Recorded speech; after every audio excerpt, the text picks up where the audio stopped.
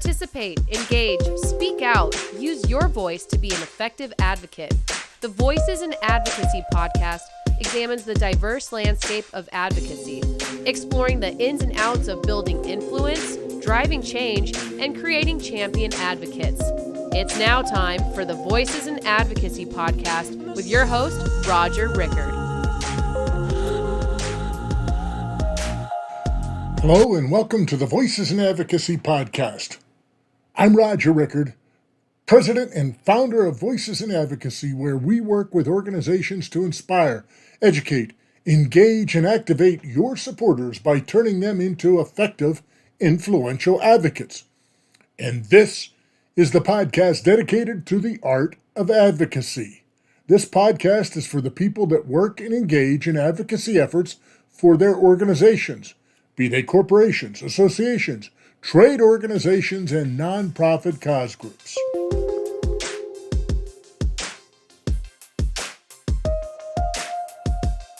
Today we begin a 2-episode recap of Season 2. During most episodes, I asked the guest a simple question, which was, what is the first thing that comes to mind when you think of advocacy?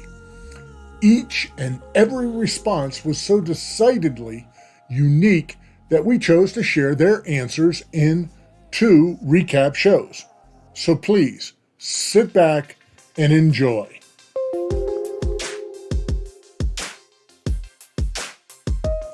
First, we hear from Josh Haberski, Head of Government Affairs at the Premium Cigar Association. What's the first thing that comes to mind when you think of advocacy? I think about really, and I wrote about this a couple years ago. I think it's part cheerleader, part mentor, part teacher. So you got to teach people the tools, the technology, the techniques, and how to get to have their voice heard, how to effectively communicate with policymakers. But you got to get them excited about it. And I think that is one of the toughest challenges that we face as advocacy professionals, is that these are complex issues. They're moving along the contours of government. You don't know whether it's a state issue, a federal issue, a local issue. Just yesterday with the Votorama stuff, we're up at 5 o'clock in the morning talking about complex policy issues. How do you get your average citizen that is busy taking care of their family, putting food on the table, interested enough to write to Congress, call Congress, or meet in person, pre-COVID and post-COVID with elected officials? So I try to reduce the barrier of entry to make it easily accessible for people to engage with policymakers, do so in their personal story, and provide all of the foundational framework around them to make it as easy as possible. Next, we hear from Austin Oboyle. He is the manager grassroots engagement at the National Apartment Association. What is the first thing that comes to your mind when you think of advocacy? Yeah, the first thing that comes to my mind is, citizen advocates getting involved. My passion is obviously grassroots advocacy. The ability of, the ordinary person within any industry or within any company to really make an impact is immense. You can really make a lot of change. So when I think of advocacy, just in general, that's what I think of. I think of an ordinary person who may not work in politics, but they're able to, get up and make a real difference by informing their legislators about issues that matter to them. By stepping forward, using their voice, by being engaged, correct? Correct. Absolutely. Wonderful. So coming up in your professional career, you worked for a few other different organizations. How has that developed your understanding of how to effectively build a community of advocates for the National Apartment Association? Yeah, so over my years of experience here, I've gotten to truly, as a consultant and as an in-house practitioner, I've kind of gotten to see the full gamut of a grassroots program, effective ones that were not so effective. It's really given me the knowledge that I need in order to properly cultivate advocates. Because that's really the big thing now is, developing that culture of advocacy, and not just on lobby day, but all the time. Advocacy is not just a one-day activity. It's something that needs to take part, 365 days a year. And that's how you really make change. And now listen to Cody Lyons, Managing Director of Advocacy and Political Affairs Programs with the American Farm Bureau Federation. What is the first thing that comes to mind when you think of advocacy? The very first thing is relationships, especially for successful advocacy. I can't think of any campaign, anything we've been involved with, whether it be a relationship with the lawmaker from my standpoint, or even be from a relationship with an advocate to a lawmaker, or even a relationship between association, our staff and staff, or whomever it is, that you can't accomplish anything unless you've got a very solid relationship with someone. That just makes advocacy so much simpler, so much easier, that you have the trust already there, that you can have that conversation, you can develop that influence. Relationships are key in almost everything, but I think when it comes to advocacy and getting something done that an association or a nonprofit or a corporation, what somebody wants done, it's all about having that relationship to either get you in the door more easily, have the conversation, develop the ask. Relationships are key, and it happens throughout the entire process, from constituent to lawmaker to staff in the middle, helping develop it along the way. Next, Evan Peck is the Executive Vice President Advocacy at the American Society of Travel Advisors. Hey, let me begin. I love asking this question of the guests to kind of kick this off. What is the first thing that comes to mind when you think of advocacy? It's being part of the process. Our founding fathers designed this system as a feedback loop, and it's important for you to play your part in that feedback loop. And it's designed to take into account what people think about certain issues. Other systems aren't designed that way. This one is. That's why a lot of stuff ends up in Congress's lap or state legislature's lap that maybe shouldn't, but because of that feedback system, that's where it ends up. And that's what keeps us busy. Now we hear from Robin Troutman, Deputy Director of the National Association of Councils on Developmental Disabilities. What is the first thing that comes to mind when you think of advocacy? I think of stories. I think storytelling. Interesting. I think it is so important for any group, any nonprofit, association, trade association, organization, that you have to hear from the people who are living what you're advocating for, because otherwise it's just if it's me, it's just another white, able-bodied woman, talking on behalf of. I think what really resonates with whomever your audience is the people who live the experience every day, is the person with developmental disabilities or an intellectual disabilities, or with both, or with, just, whatever it might be. I think you have to hear from the people themselves. And I think that's what makes the DD councils so unique, is that 60% is made up of people living the experience. And so, living the truth, and that really resonates. And whether we're asking Congress to move forward on a piece of legislation, or we're working with the administration in the Department of Education on some regulations, if they don't hear how something current is affecting the people, then they don't know, and they're not going to make a change. So we always like to ensure that whatever we're doing, we bring in those voices of the people to tell the story. Next, we hear from Aaron Bloodworth, CEO of Fern Expo.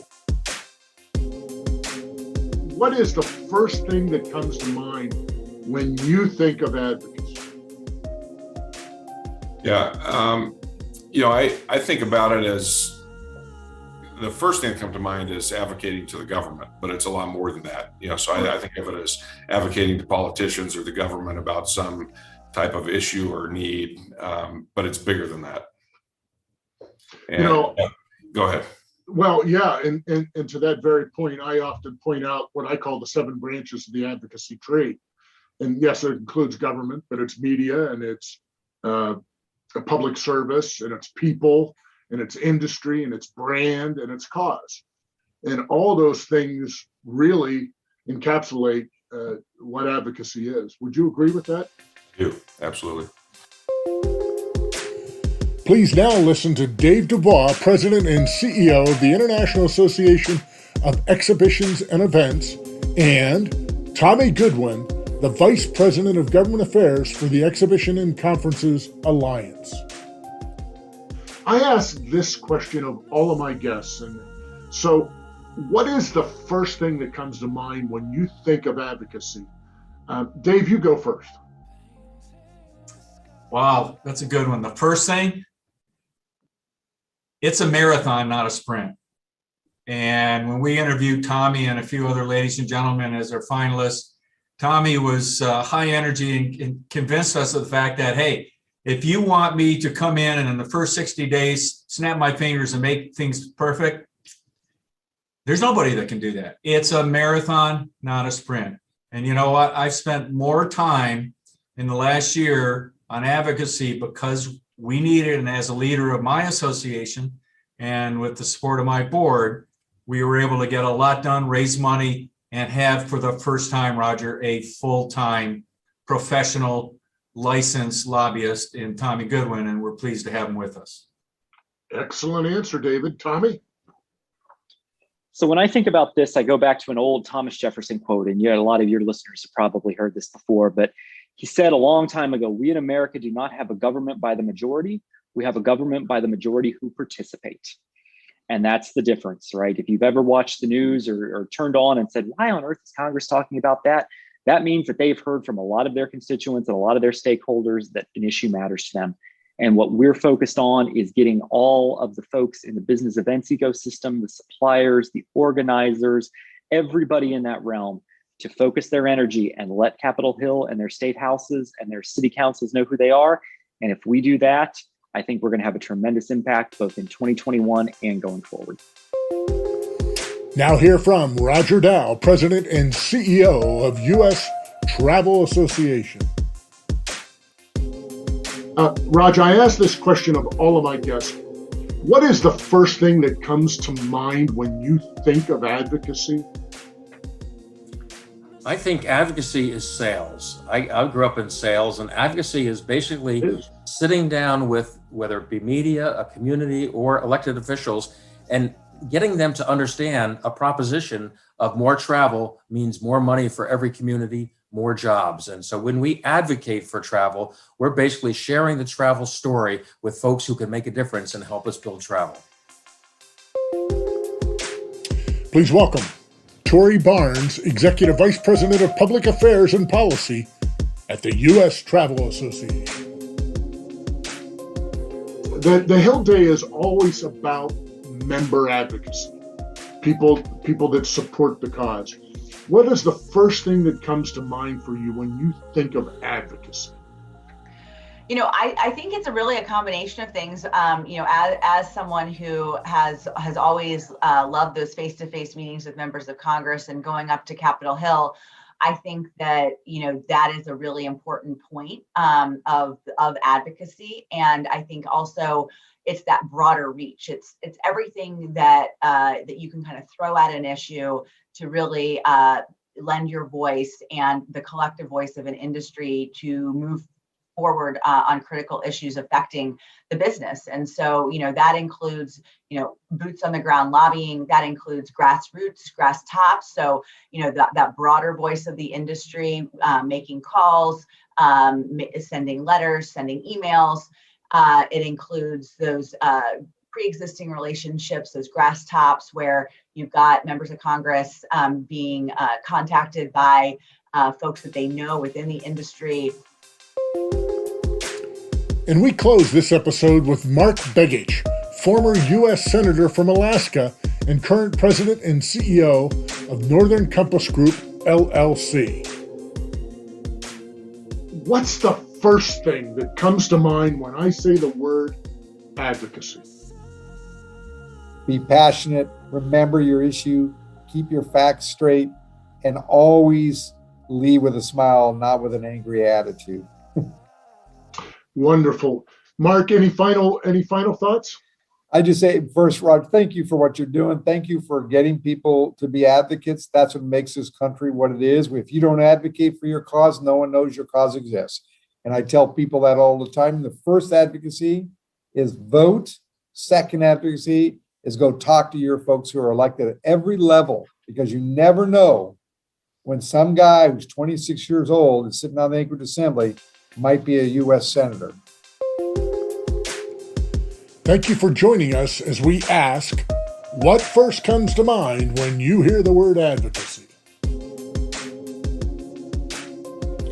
We are proud to have Rap Index as a sponsor to the show. Let's face it, today's advocacy arena is just plain noisy. Organizations are stretched. You need every advantage to make sure your issue gets the attention it deserves and your voice heard. The Rap Index is the best way to do just that by finding your stakeholders' relationships and engagement power. Get past the noise. Know who your people know. Go to rapindex.com. That's rapindex.com, and tell them Roger sent you for a special offer. If you like today's podcast, head over to where you find your podcasts and subscribe to the Voices in Advocacy podcast today. A big thank you to today's guest. I appreciate your time and unwavering passion for advocacy. Well, that's it for this episode of Voices in Advocacy. Remember, you have the power to be an effective, influential advocate. Now go out and make it a better world.